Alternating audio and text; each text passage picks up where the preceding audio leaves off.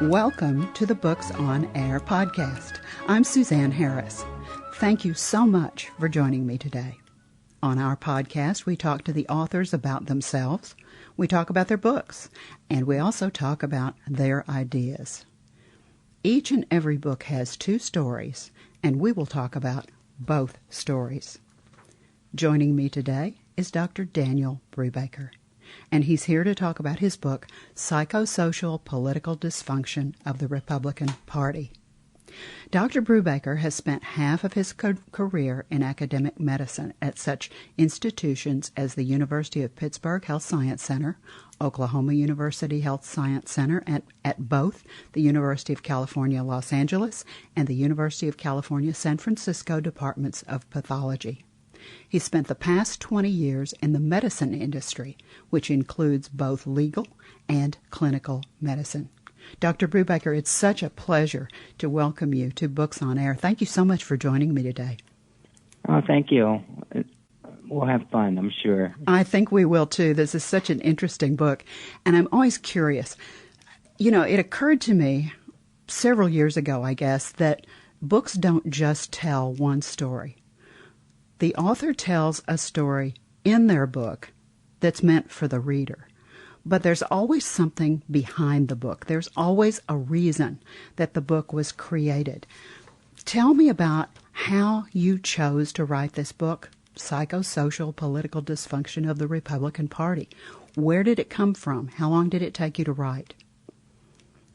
Well, it took me about 3 years to write, and it kind of came from my observation of the Republican Party over the past 30 years, and I saw how bad it was getting over the past 7 years. So what I've done with the book is I used my background, medicine, science, and also I've had an interest in philosophy and psychology as a teenager, reading books then, and I have an interest in sociology as well as logic and history. So I used all those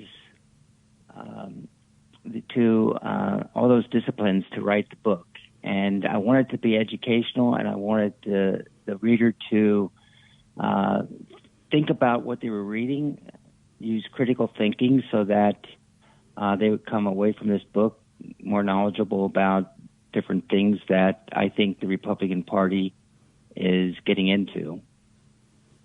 Well, you've got 10 chapters, and I can imagine that it took at least 3 years because each chapter is extensively researched and documented. You give people, the definitions of terms. It's just such a comprehensive book.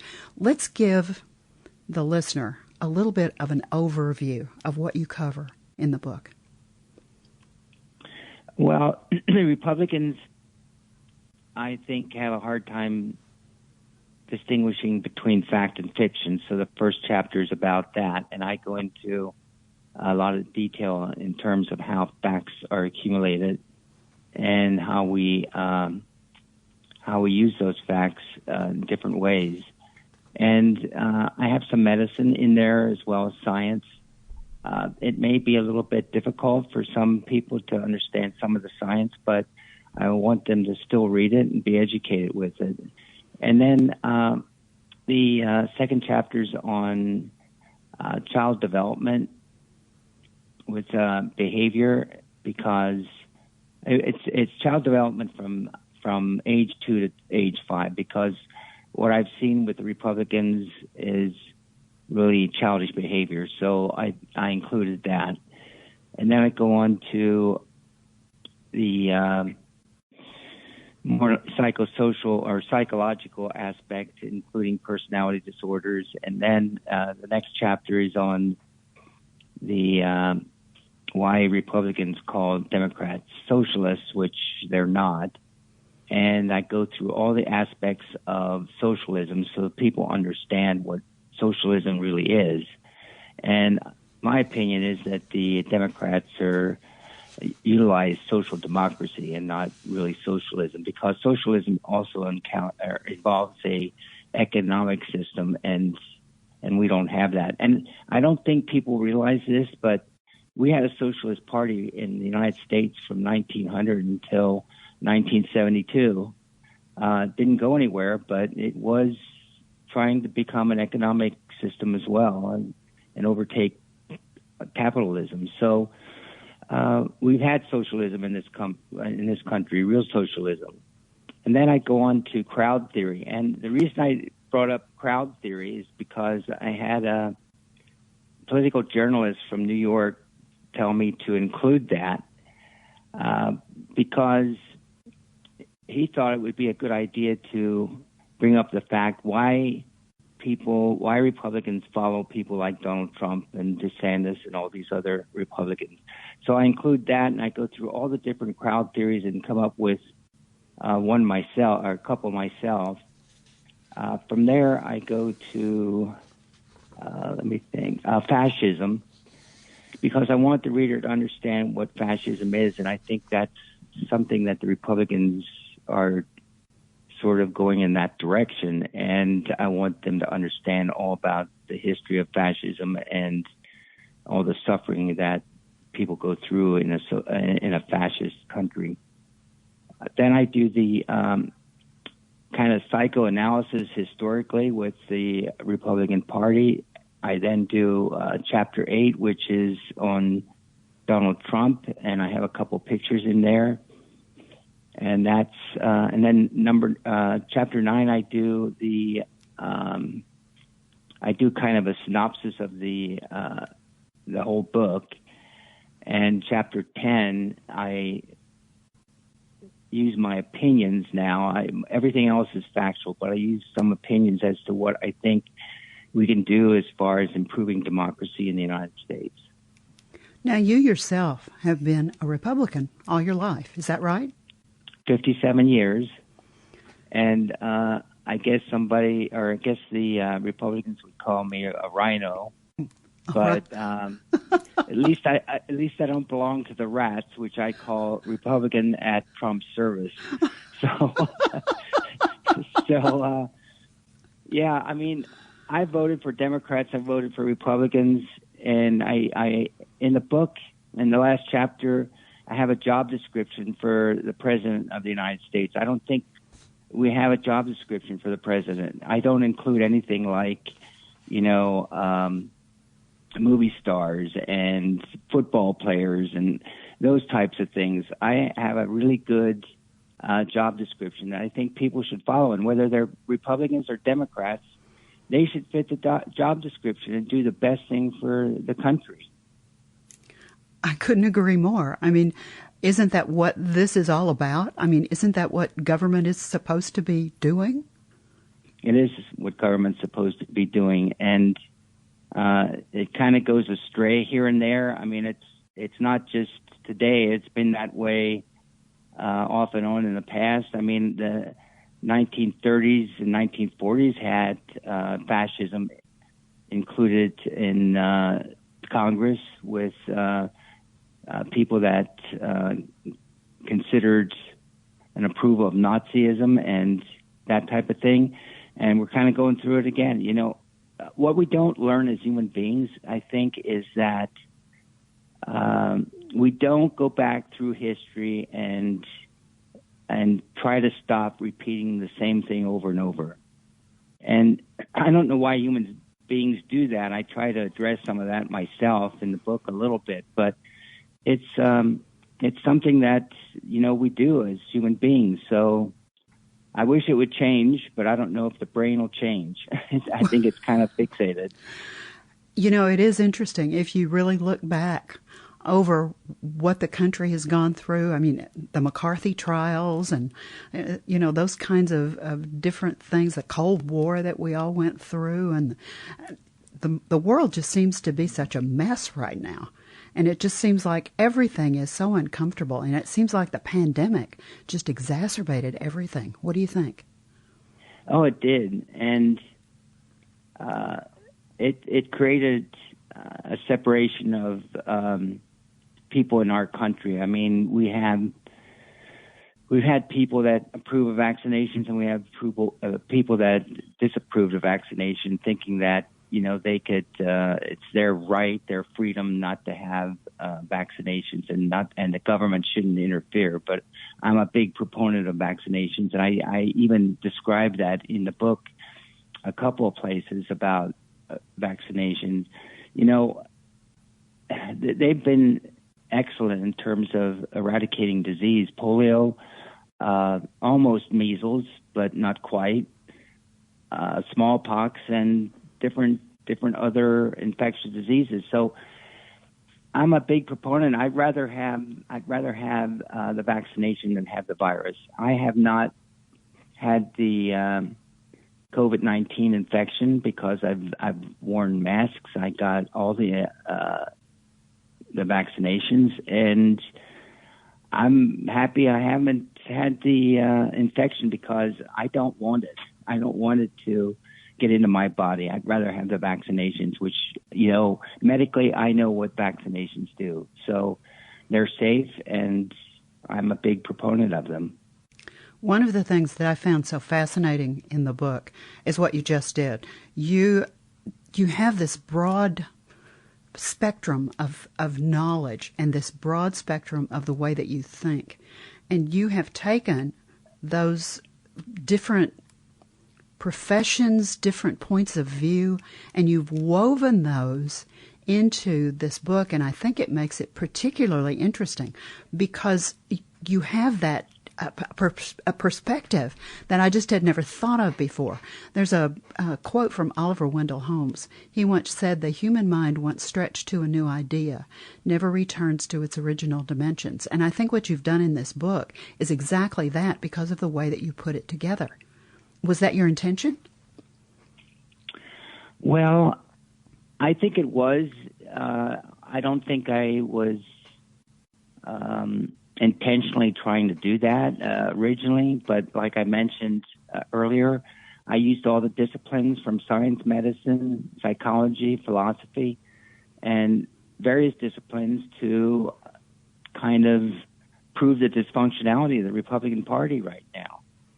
And I think there's a real problem, possibly with mental health in the Republican Party. So, yeah, I've used everything I could to do that, but I don't see it as I was doing it intentionally. I didn't do it that way. It kind of all fell together, I think, at the end. Well, I'm glad I saw the perception. I mean, to me, whenever I was reading, I thought, wow, because it just felt like I was looking across a spectrum, and that gave me a different perspective and a different point of view than I think I would have ever had, because I don't have that kind of background and I don't have that kind of vision. So I thought it was terrific, actually. That's what I'm trying to say. Okay. I appreciate that. Certainly. Dr. Brubaker, how did you do the research for this? I mean, did it take you 3 years just to do the research, or did you write it as you went along? What was the process for the birth of this book? Oh, that's an interesting question. When I was in ninth grade, and the science teacher said, you can't know everything possibly in this world, and the only way you can is go to the library and get your questions answered. And I've been doing that all my life, and I've been involved in research. I actually discovered a new disease that no other doctor discovered, which we called post-transfusion graft versus host disease. And I also came up with a diagnostic test that one other doctor in Munich came up with the same test, and he kind of beat me to it. But I think, let me go back to your question again. Could you bring that up? Right. I was just talking about, how did you do the research? Did you do it a little at a time? How did you pull all this together, I guess is really the way to put the question. Okay, so I started off with fact versus fiction, and then I just started outlining different things, and I did all the searching on the internet. Mm-hmm. Since we have that at our fingertips, and it takes a lot of work to go to the library and research everything. And so having the internet at our fingertips with things like PubMed and Wikipedia and other educational sites, I pull up everything I possibly can, and I just go from there. Now, one of the things that I didn't do is I didn't have a lot of references for every fact. And I did that intentionally because to do that is far more work. I would do that with my publications in medicine and medical textbooks and medical journals. Certainly. I would do all that, but I didn't do that for the book. I have some references at the end of where I got all the information, but and that's pretty much it. I do have a couple of references here and there that I thought were important. Here's a question for you.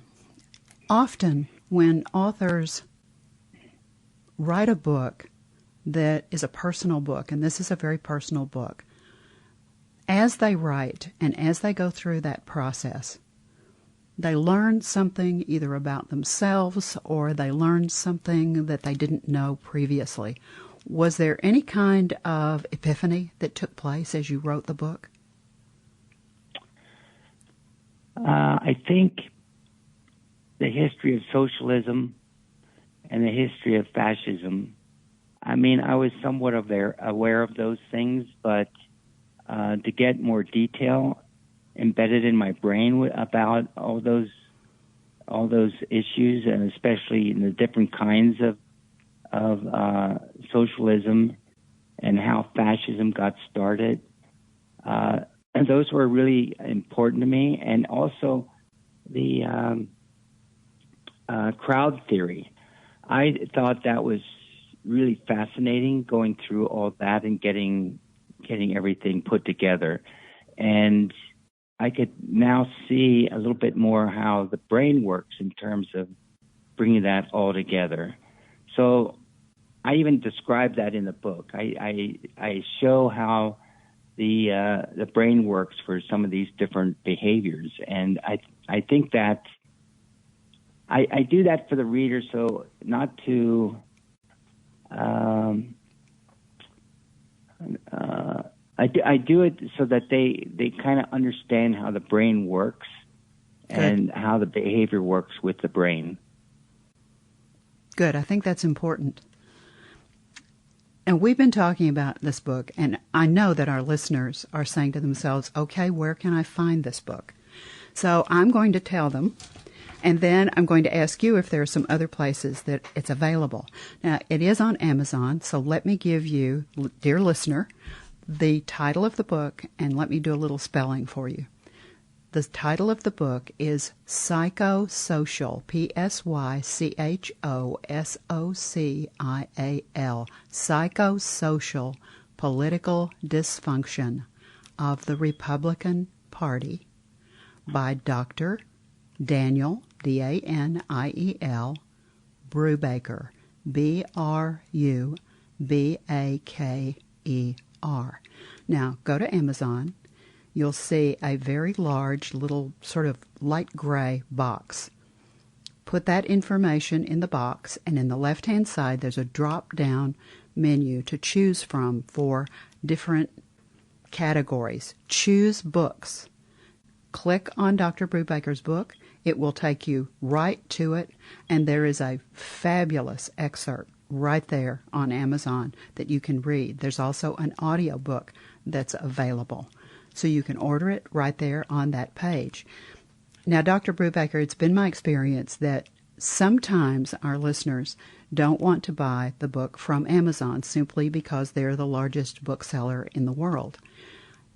Are there some other places, if our listener doesn't choose to buy the book from Amazon, where else might they purchase it? Okay, so they can get it at Barnes & Noble online.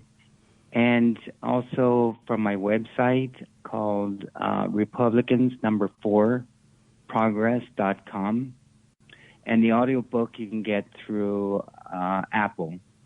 And I did the audiobook because I knew there would be people with some disabilities that, had problems reading, and I thought it would be important to do that as well. Now, that was a little more expensive to do that, but I thought it was important.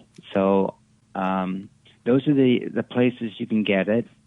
And I'm trying to sell as many as possible because I want to help students at my college where I graduated. I would really love to set up a scholarship program for them because I came from a very poor background as a farm boy in Pennsylvania, and we were almost in poverty, except we grew our own food and everything. And so to get through college, I worked myself completely through it. Now those were different times in the 60s or in the 70s.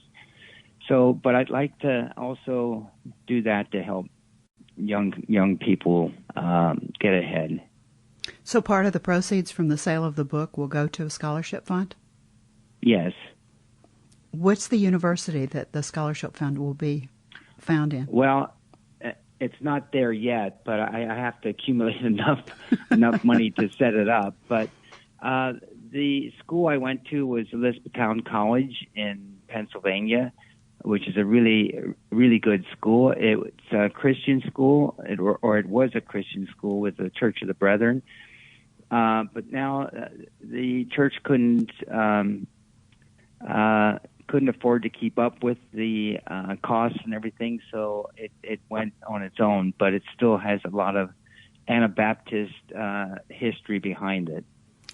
I think that's wonderful that you want to help young students, because in this day and time, education is extremely expensive. And thank you for doing that. I think it's wonderful. I hope I can accomplish it. Tell me some more about your website. If our listeners go to the website, what else will they find there? Oh, that's another educational website. So I have a lot of things there about Republicans and things that aren't in the book, like I define what woke is, and I define critical race theory, some of those things. And, also classic liberalism, which is what the Republican Party started out with in the 1800s. And then they moved to conservatism in the 1920s and 1930s, and have remained with conservatism since. But we all started out, I think Ron DeSantis wouldn't realize this, but we all started out as Republicans to be woke, because that's what created the Civil War, actually. So now you're also doing a lot of social media. So how can they find you on Facebook? How can our listener find you? Okay. Again, that's Republicans for Progress. And Twitter's a different one. Let me get that for you. Okay. I think it's Rep, isn't it? Rep, R-E-P. Yeah, Rep for Progress. Rep for Progress. Number 4. And that's number 4 as well, not F-O-R, but number 4. Okay, the number. Yeah, yes. Now, what have you got on Instagram? I don't have a lot with Instagram. I'm doing a lot more with Twitter now, and I tweet different things. Things come to my brain here and there. Different things like definitions and what's happening today. What's recent. I haven't done anything on Tucker Carlson yet, but that may be next. I don't know. Well, this has just been fascinating. Now, I always like for the author to have the last word about their work, especially a work as thought-provoking as yours. The listener will become a reader, and when they pick up a copy of the book, Psychosocial, Political Dysfunction, and the Republican Party, they'll sit down. This is not like a romance novel. They're not going to just read this from cover to cover in 1 or 2 sittings. This is a thought-provoking, intellectual book They're going to sit down and they're going to begin to read, and it will make them think. And so they'll put the book down and they'll come back to it. They'll put the book down and they'll come back to it. But eventually, they will come to that very last page of the book. They'll read that last page, and they'll either electronically or physically close that cover. What do you want that person who is that reader to take away from the book when they finish it? Well, I want them to come away with it being further educated. This was my intent to begin with. I wanted to have the book completely factual, which it is. I wanted them to be analytical when they're going through the book and use critical thinking. And I wanted to create some debate as well. I know it's very controversial, and in fact, on Amazon, there's a reviewer on there that's Republican. I think he's a little more far right, but he's being critical of the book, and that's fine. You know, I don't really want everybody to think that this is the way to go with the Republican Party. I think it should create a debate, and I think we should consider the future of the Republican Party. And right now, I don't feel like it's going in the right direction for young people, and I think the young people are getting that. I mean, we're seeing protests. We saw them in Tennessee, and they're happening around the United States where young people are coming out and protesting. So I think the Republican Party needs to change their behaviors a little bit to do things a little more normal, I guess you would call it. Well, you've certainly created something that's perspective-altering and thought-provoking. I want to thank you. I have enjoyed this so much. You and I could be talking for an hour. I mean, it would be so easy for us to do that. It's just been such an absolute pleasure. Thank you so much for being my guest today. It's just been interesting and, as I said, thought-provoking and perspective-altering. Well, thank you so much for having me. I had a great time. Thank you. Good. Now, remember, you can find Dr. Brubaker's book, Psychosocial Political Dysfunction of the Republican Party, on Amazon, Barnes & Noble, and on his website. You've been listening to the Books on Air podcast, brought to you on webtalkradio.net. You can also hear this podcast on Spotify, iHeartRadio, Stitcher, and Apple Podcasts. I'm Suzanne Harris, and I do hope you'll join me for my next Books on Air podcast, because remember, you never know who's going to be here, and you never know what we're going to talk about. So thank you so very much for listening.